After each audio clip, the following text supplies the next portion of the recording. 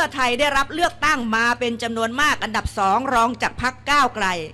และสามารถจัดตั้งรัฐบาลได้แต่ถูกครอบงำโดยใครคะโดยนักโทษอย่าใช้คำว่าทักษิณถูกครอบงำโดยนักโทษคดีทุจริตถูกครอบงำโดยคนขี้โกงถูกครอบงำโดยคนที่เห็นแก่ประโยชน์ส่วนตนและวงตระกูลและไม่เคยเสียสละเพื่อประเทศชาตินี่คือพรรคหลักสำคัญที่เป็นรัฐบาล